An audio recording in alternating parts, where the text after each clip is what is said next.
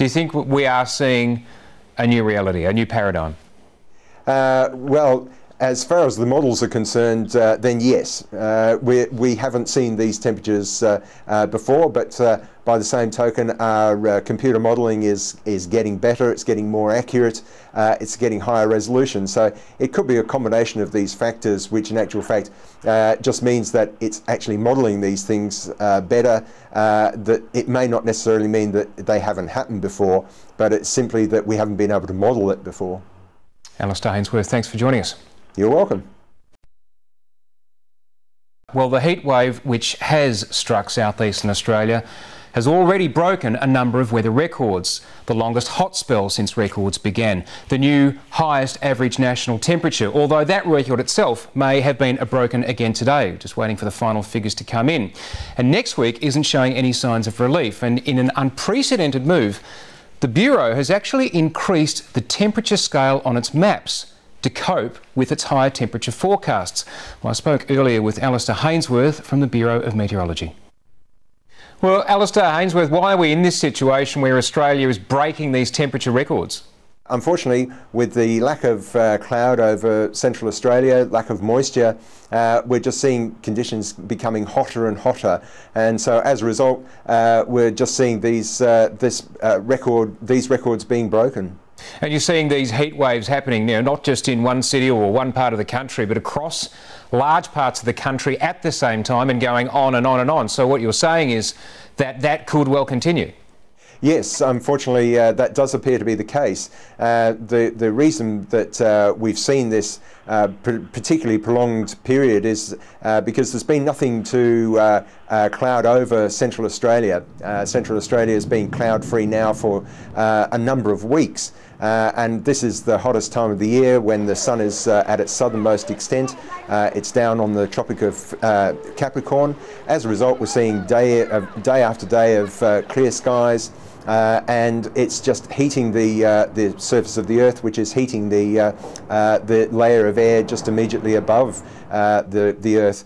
And so as a result, we're seeing this incredible build-up of heat. What we need to break this is some moisture coming in from the north and the northwest. Normally we would see that associated with a monsoon trough, which should have been in by now well and truly, but is still well to the north of the continent, the Australian continent. So what does that tell you? That this situation of extremely hot weather going on and on is just going to continue? Yes, unfortunately, until we can get some moisture into Central Australia, a little bit of cloud, and that'll allow then the surface of the Earth to cool somewhat. But until we can do that, then unfortunately there's not really an end in sight to this incredible hot spell over Central Australia. It's always a difficult question, but how much of an aberration is this, or does this actually fit into this pattern we've seen over the past decades where it's been progressively getting hotter and hotter? Certainly I can comment that this has broken the record as the hottest period. We've had 6 days in a row where the national average maximum temperature has been in excess of 39 degrees. The previous record was 4 days, and we've also seen the hottest average day in Australia, which was Monday, and perhaps it could have been broken again today, although it's somewhat cooler in Tasmania today, so that may not be the case. So certainly it's almost unprecedented as far as our records are concerned. And you now have this really quite interesting situation where Australian temperature maps have actually had to change, because previously they only went up to 50 degrees. We're now seeing that you've got an extra couple of gradings in purple and black to show temperatures which go beyond 50 degrees, and indeed on Sunday and Monday in parts of Australia are forecast to do just that. Yes, that's right. The charts previously did go above 50 degrees. Our models certainly were picking temperatures above 50 degrees, but it was showing up in as white.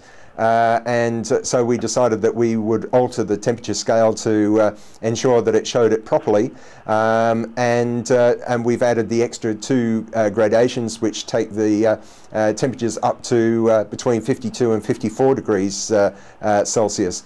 At this stage, we've only seen the first gradation, which is between 50 and 52 populated.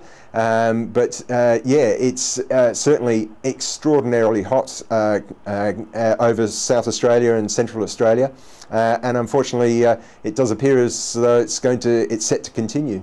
Do you think we are seeing a new reality, a new paradigm? Well, as far as the models are concerned, then yes.